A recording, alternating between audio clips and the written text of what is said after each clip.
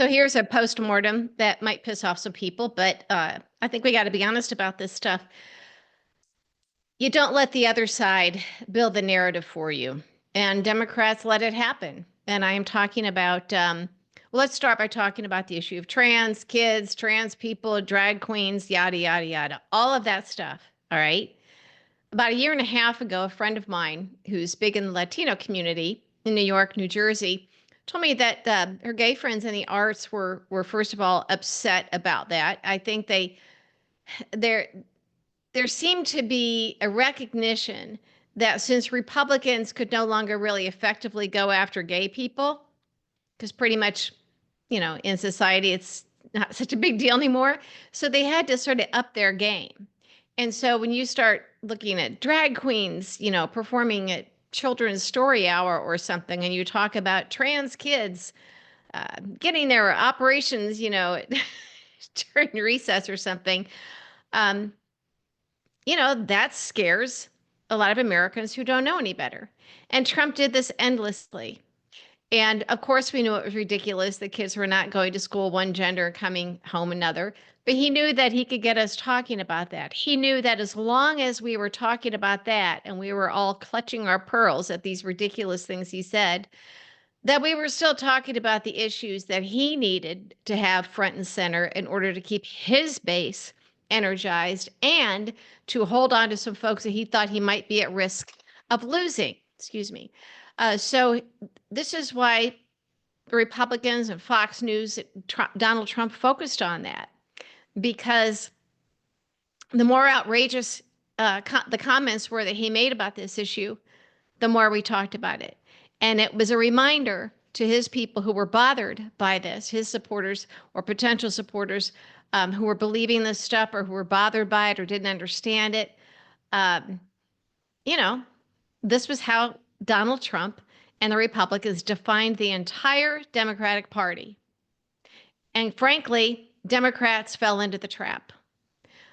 Why? Because they wanted to defend vulnerable people who were being attacked, and that makes perfect sense.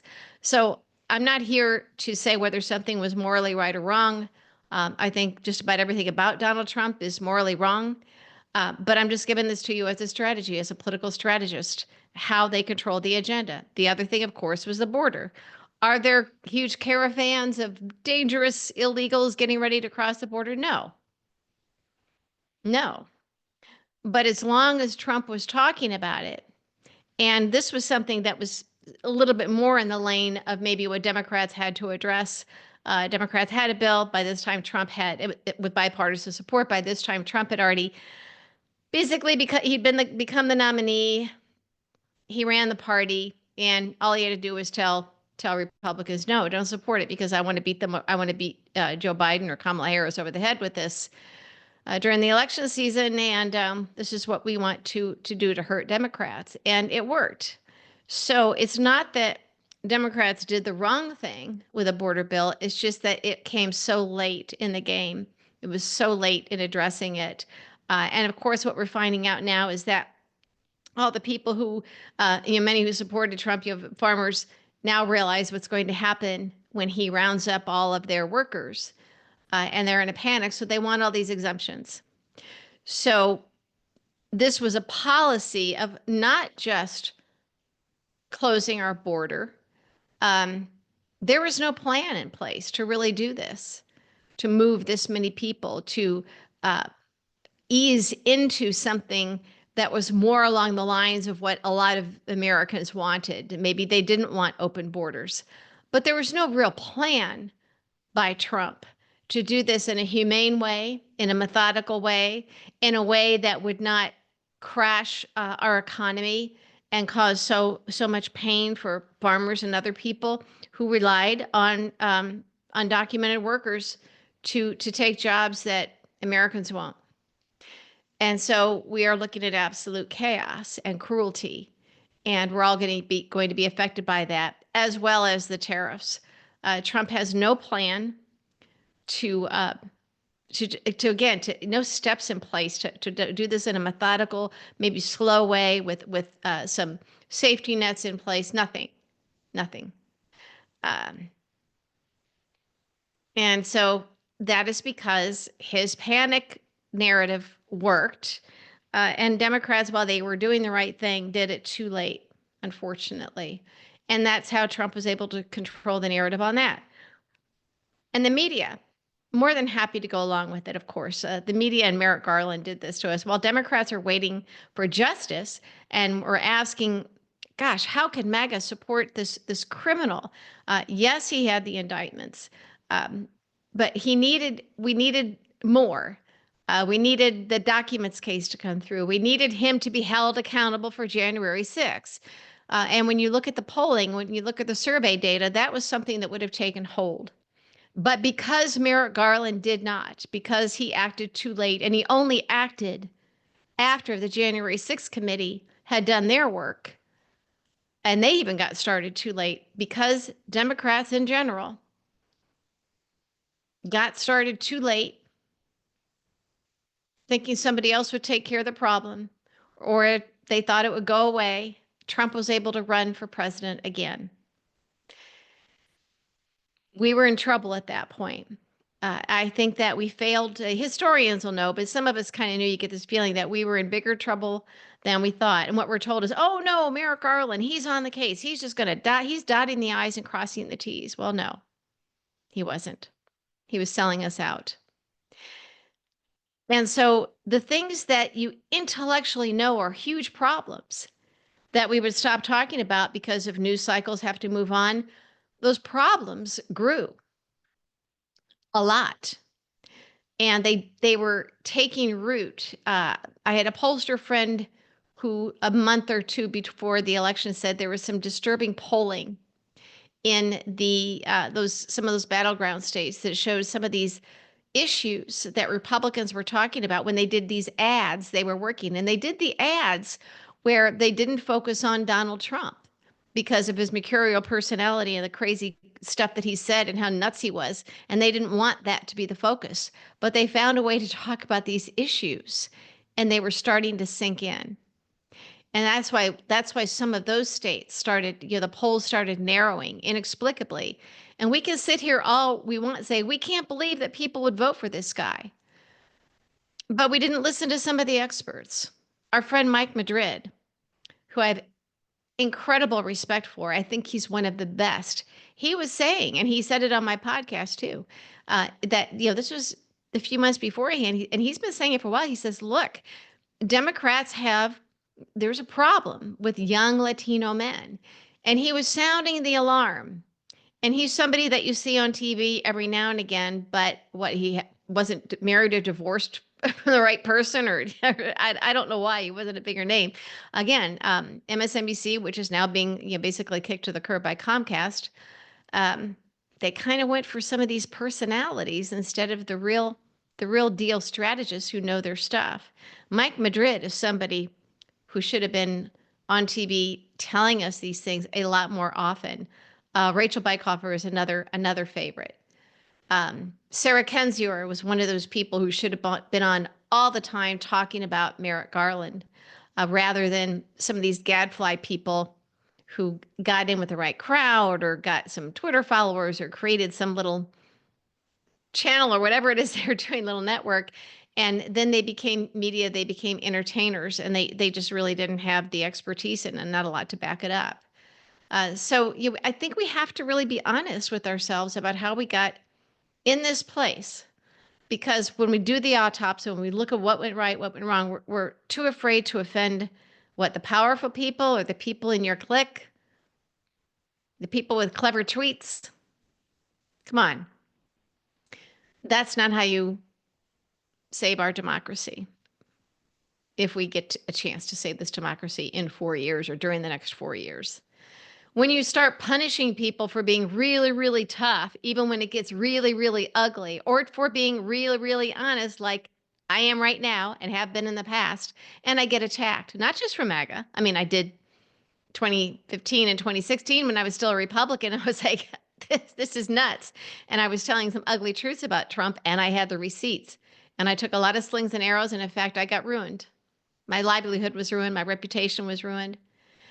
And when you fight these guys and you're doing it alone, and I was doing it alone, I didn't have a lot of help. And they still want you to be a Girl Scout. And if you're not a Girl Scout, you're going to be punished. So we didn't take care of our own. We didn't.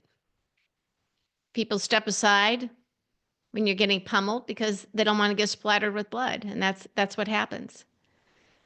So in this election, we did have people like Mike Madrid warning us that there was a problem. The Democrats were going to have a problem with the young Latino men, people, maybe second or third generation Latinos. Maybe they need to be designated in a different demographic. I think they do consider themselves to be very mainstream American. Even they consider themselves to be white, more part of the white culture. We don't know because we were not listening to the right people. Color commentary on cable news is fine, and there is a place for that. Getting key information and insight from relatives of the people we're talking about, Trump relatives or people who have worked for him, um, former lawyers and confidants and loyalists. You still got to be careful because they're not telling all, Michael Cohen. But then when we look at these people say, okay, tell us what we should do in this campaign. If they are not campaign strategists or experts, please don't have them doing this. Okay.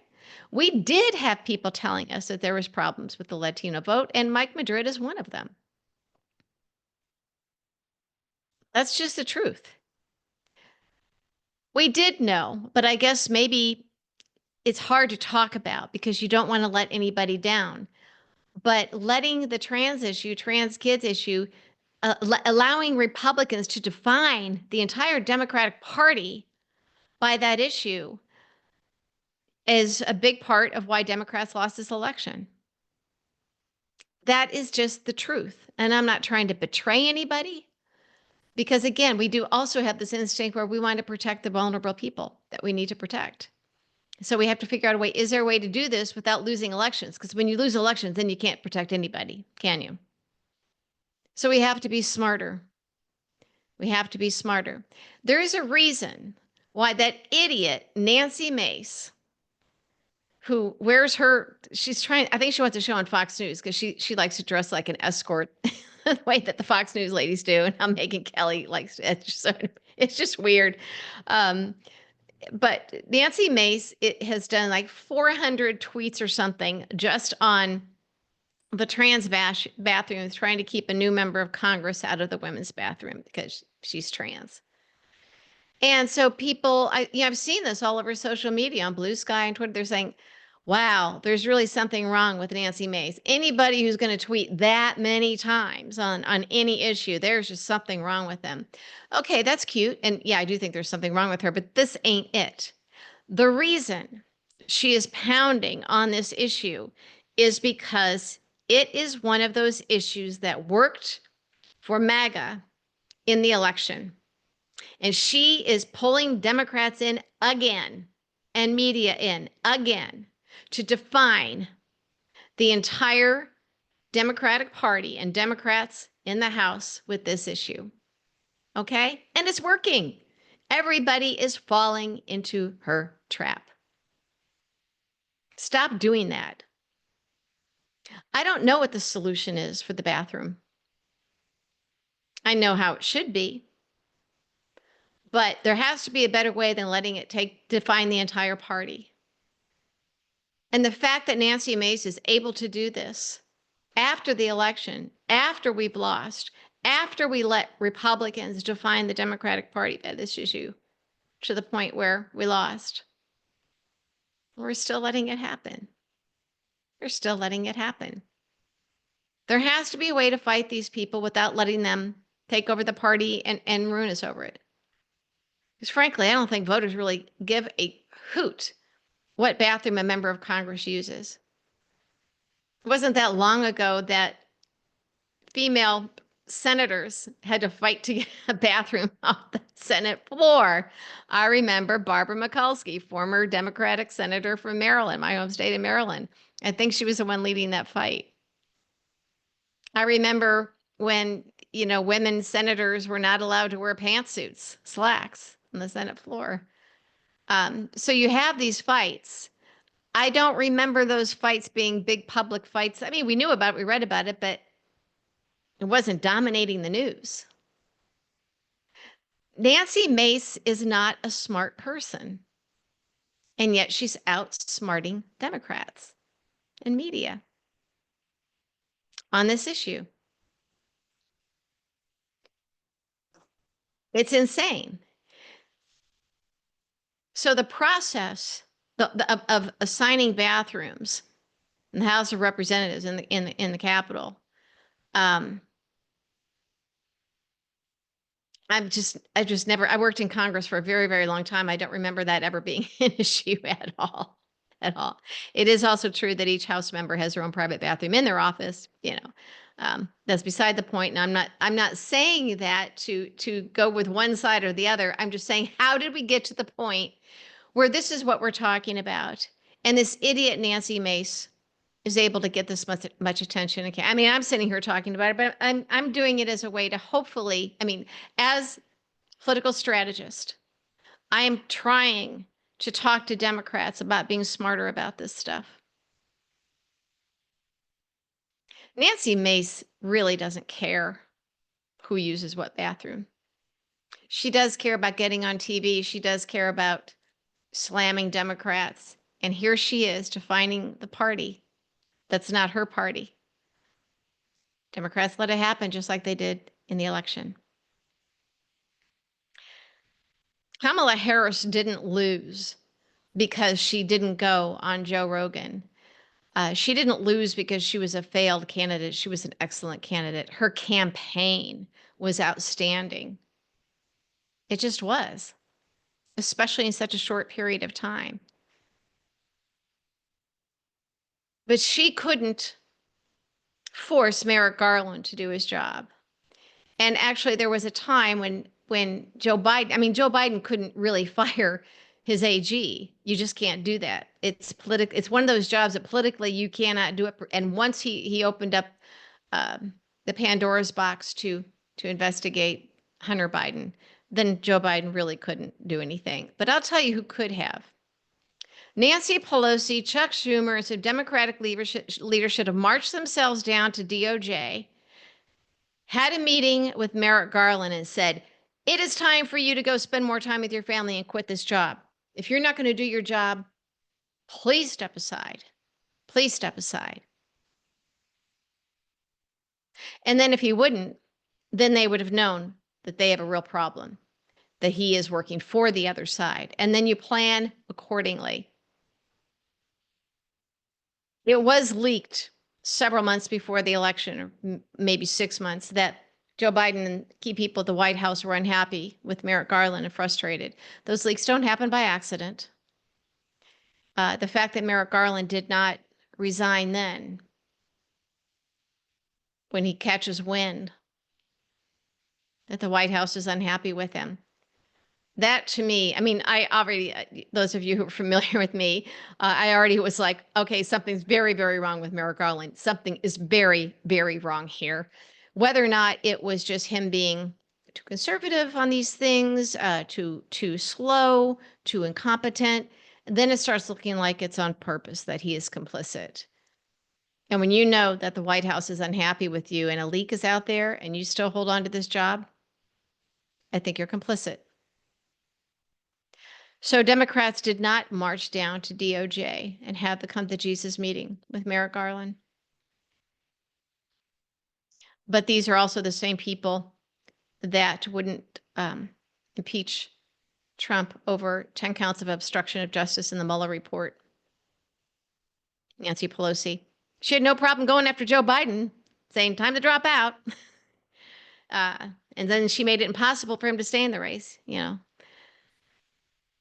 But everybody seemed to be waiting for somebody else to do the right thing and do the hard thing.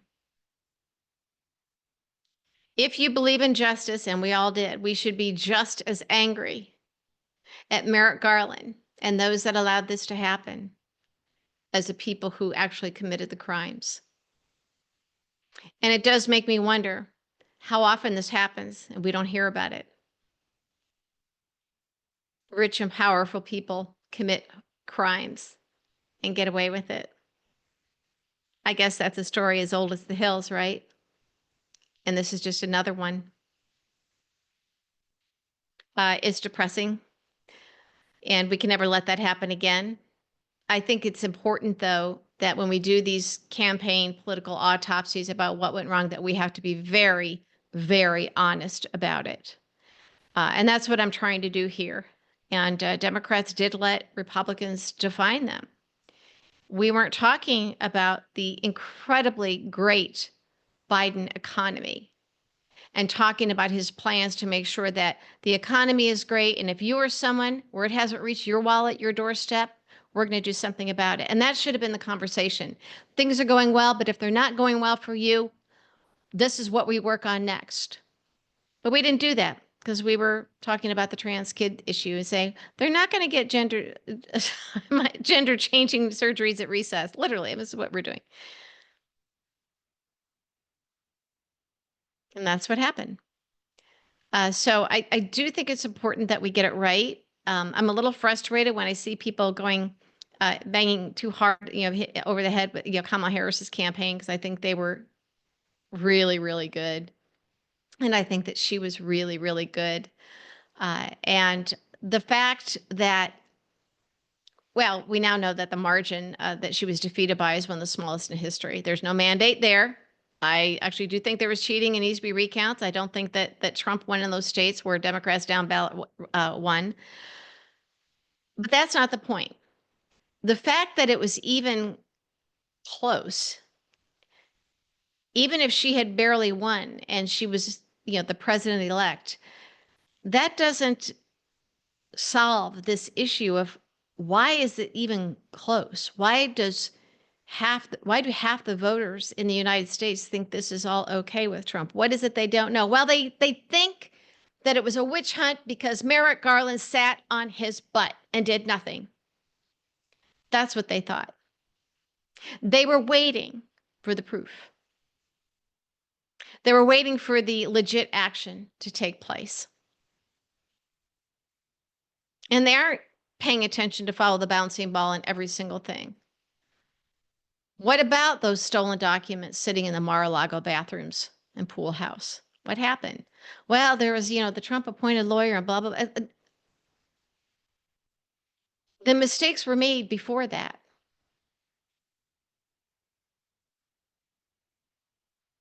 So we never should have gotten to this point. But the big one was when Trump announced that he was running for president, because Merrick Garland allowed this to happen. He did not do his job. And we all knew that if you let this go on long enough, this is what would happen. And if Trump is going to be a candidate, you can't say, well, they'll get him. That's just, that just can't happen. He'll be defeated. No. If you can't do the right thing and make our justice system work in a timely fashion, the minute he was able to do that and to announce, it almost is like this could be a fait accompli. And we even treated it like just a regular, normal election as we looked at the polls and thought, well, she's doing better in this state. And we should have been thinking, how did we get here? How is he even a candidate? We should have, and we can never let this happen again. And the only way we can never let this happen again is if we review this stuff ad nauseum, look at the timeline of this stuff, hold the right people accountable, or at least admit that this is what happened. Whenever I say it was the media and Merrick Garland who did this, people say, oh, no, I think it was Mitch McConnell. I'm not talking about Mitch McConnell. We don't expect Mitch McConnell to do the right thing. That was never part of the equation. You don't always have to disagree or add to it. You can improve upon it. So is Mitch McConnell responsible? Yes, of course he is. and Republicans. I'm not talking about them because we can't control them. They seem to be able to control us, though, don't they? I'm talking about our side, and I'm a Democrat now. Our side, what we let happen. And I'm not saying this to be mean.